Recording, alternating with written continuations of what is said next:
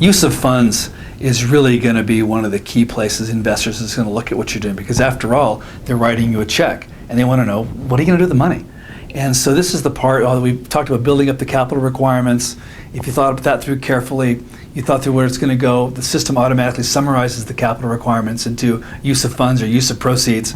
And the investors can see what a certain amount's going to go to R&D, certain amount's going to go to marketing, certain amount's going to go to different things. I like to keep the overhead, the general and administrative or G&A, low as possible. So your salary, your money isn't going to your salary. The money isn't going to pay off past debts. They want to see that the money is going into building the business and doing the new thing, taking it to the next level. The idea and use of funds, really, one of the things you want to think about is that this round of financing is going to take your business from this level to the next level, meaning that if, let's say, you're selling shares in your business today for $1, you want to build a business and do all the things so the next time you go for money, if you need to, the next round of funding would be, okay, now we have all these things in place. The value of this business is now worth $2 a share. So the next round of investors will pay $2 a share because you've got all this stuff done behind you. So the use of proceeds are going to be for using the money to build the business to the next level. So you want to do all the right things. So you're not just, buying things to take the business.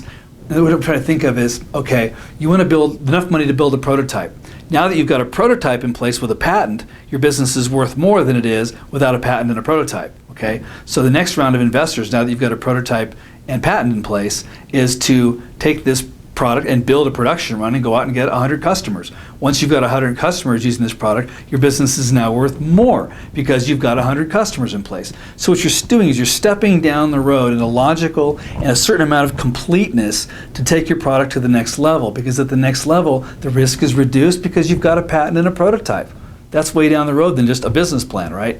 So that's what you're showing these use of funds are going to be used for, because that investor wants to know that even if you didn't get any more funding after this, you got to a certain place, perhaps at that point you sell a company.